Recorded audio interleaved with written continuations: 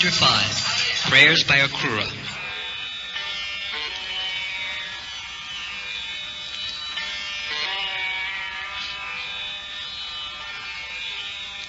Akrura offered his prayers as follows. My dear Lord, I here pay my respectful obeisances unto you, because you are the supreme cause of all causes, and the original, inexhaustible personality, Narayan. From your navel a lotus flower grows, and from that lotus, Brahma, the creator of this universe, is born. Since Brahma is the cause of this universe, you are the cause of all causes. The elements of this cosmic manifestation, earth, water, fire, air, ether, ego, and the total material energy, as well as nature, the marginal energy, the living entities, mind, senses, the sense objects, and the demigods who control the affairs of the cosmos, are all produced from your body. You are the supersoul of everything, but no one knows your transcendental form. Everyone within this material world is influenced by the modes of material nature. Demigods like Lord Brahma, being covered by the influence of material nature, do not exactly know your transcendental existence beyond the cosmic manifestation of the three modes of material nature.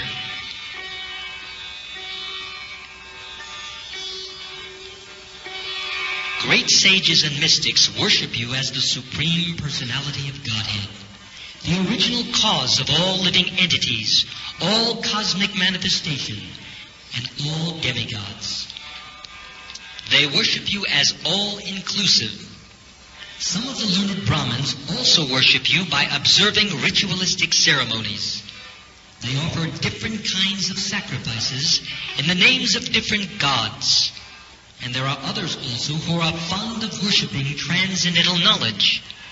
They are very peaceful and wish to give up all kinds of material activities. They engage themselves in the philosophical search for you, known as Jnana Yoga. There are devotees also known as Bhagavatas, who worship you as the Supreme Personality of Godhead. After being properly initiated in the methods of Pancharatra, they decorate their bodies with tilak and engage in worshipping your different forms of Vishnu Murti. There are others also known as Shaivites, followers of the different acharyas who worship you in the form of Lord Shiva.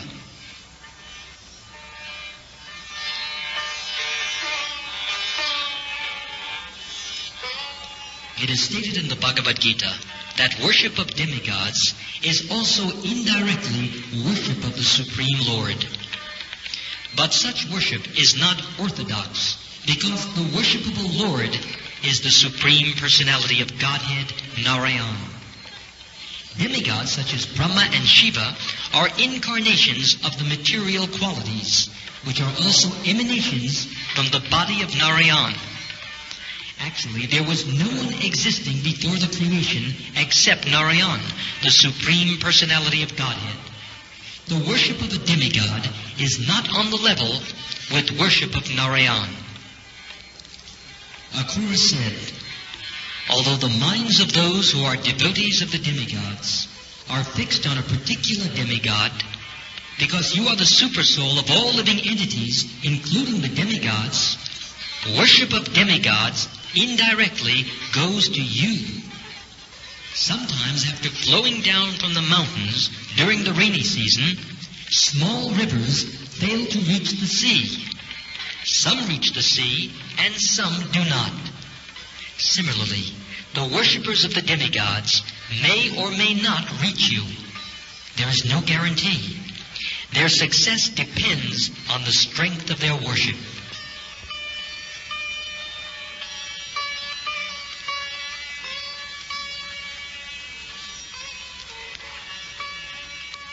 According to the Vedic principle, when a worshipper worships a particular demigod, he also conducts some ritual for Narayan, Yagyeshvar.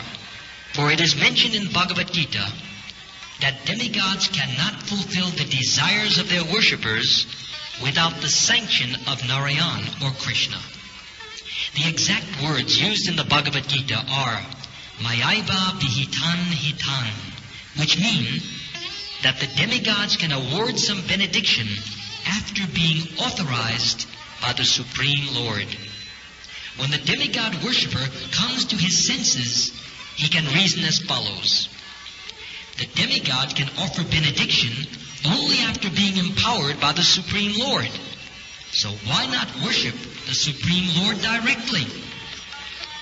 Worshippers of the demigods may come to the Supreme Personality of Godhead, but others who take the demigod as all in all cannot reach the ultimate goal.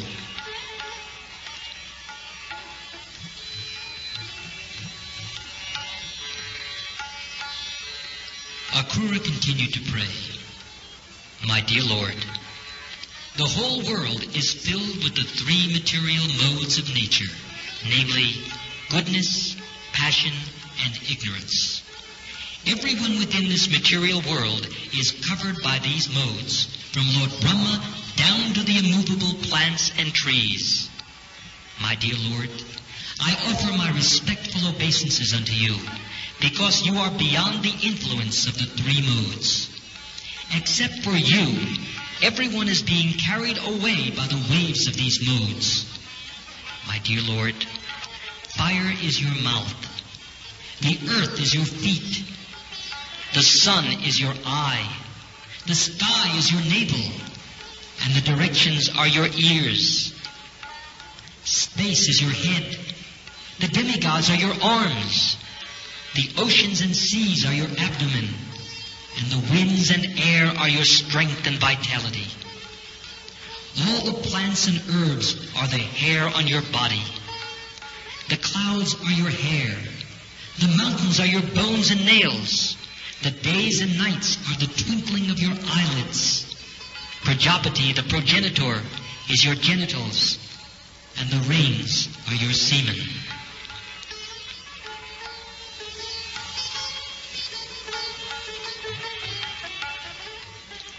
My dear Lord, all living entities, including different grades of demigods, different grades of overlords, kings, and other living entities, are supposed to be resting in you as part and parcel of the big unit. One cannot know you by experimental knowledge. One can simply understand your transcendental existence as the great ocean in which different grades of living entities are included, or as the fruit kadamba out of which small mosquitoes come. My dear Lord, whatever eternal forms and incarnations you accept and which appear in this world are meant for relieving the living entities of their ignorance, illusion, and lamentation. All people, therefore, can appreciate the incarnations and pastimes of your Lordship and eternally glorify your activities. No one can estimate how many forms and incarnations you have, nor can anyone estimate the number of universes that are existing within you.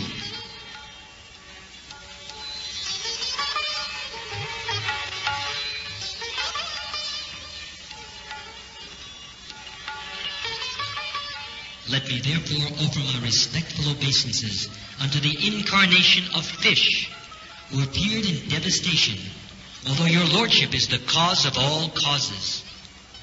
Let me offer my respectful obeisances unto the Hayagriva incarnation, who killed the two demons, Madhu and Kaitava. Let me offer my respectful obeisances unto you, who appeared as the gigantic tortoise and held up the great mountain Mandala, and who appeared as the boar that rescued the earth planet, which had fallen into the water of Garbadak. Let me offer my respectful obeisances unto your Lordship, who appeared as Nrsingadev, who delivered all kinds of devotees from the fearful condition of atheistic atrocities. Let me offer my respectful obeisances unto you, who appeared as Vamandev, and covered the three worlds simply by expanding your lotus feet. Let me offer my respectful obeisances unto you, who appeared as the Lord of the Brigus, in order to kill all the infidel administrators of the world. And let me offer my respectful obeisances unto you, who appeared as Lord Ram, to kill demons like Ravan. You are worshipped by all devotees as the chief of the Raghu dynasty, Lord Ramachandra. Let me offer my respectful obeisances unto you, who appeared as Lord Vasudev, Lord Sankarshan, Lord Pradyumna, and Lord Aniruddha.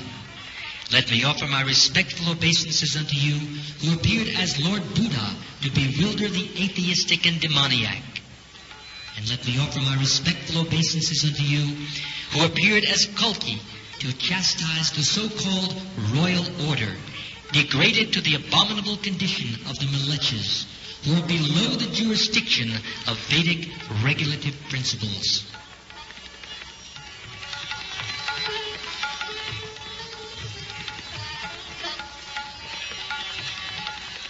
My dear Lord, everyone within this material world is conditioned by your illusory energy. Under the impression of false identification and false possession, everyone is transmigrating from one body to another in the path of fruitive activities and their reactions. My dear Lord, I am also no exception to these conditioned souls. I am falsely thinking myself happy in possessing my home, my wife, children, estate, property, and effects. In this way, I am acting as if in a dreamland, because none of these are permanent.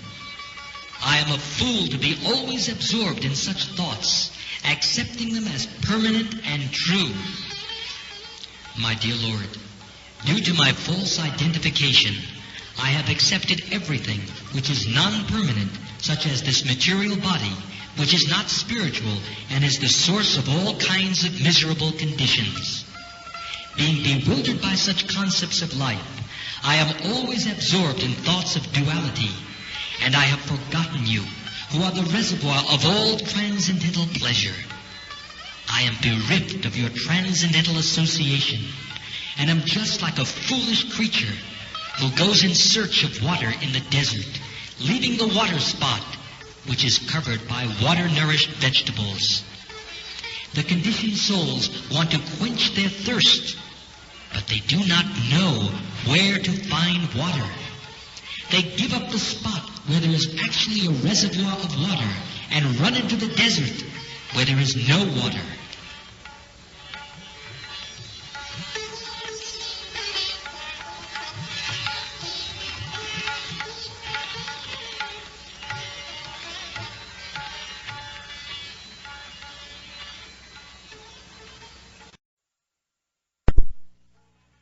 My dear Lord, I am completely incapable of controlling my mind, which is now driven by the unbridled senses and is attracted by fruitive activities and their results.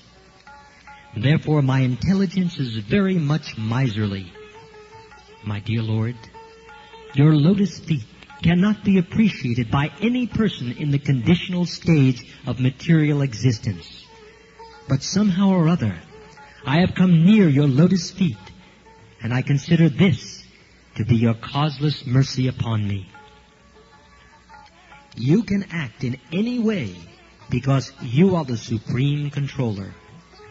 I can thus understand that when a person becomes eligible to be delivered from the path of repeated birth and death, it is only by your causeless mercy that he further progresses to become attached to your causeless devotional service.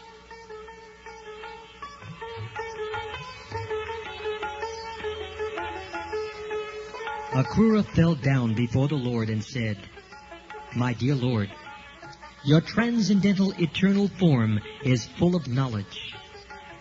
Simply by concentrating one's mind upon your form, one can understand in full knowledge everything that be, because you are the original source of all knowledge. You are the supreme powerful, possessing all kinds of energies. You are the Supreme Brahman and the Supreme Person, Supreme Controller and Master of the material energies. I offer my respectful obeisances unto you because you are Vasudev, the resting place of all creation. You are the all-pervading Supreme Personality of Godhead, and you are also the Supreme Soul residing in everyone's heart and giving direction to act. Now, my Lord, I am completely surrendered unto you. Please give me your protection. Thus ends the Bhaktivedanta purport of the second volume, 5th chapter of Krishna, Prayers by Akrura.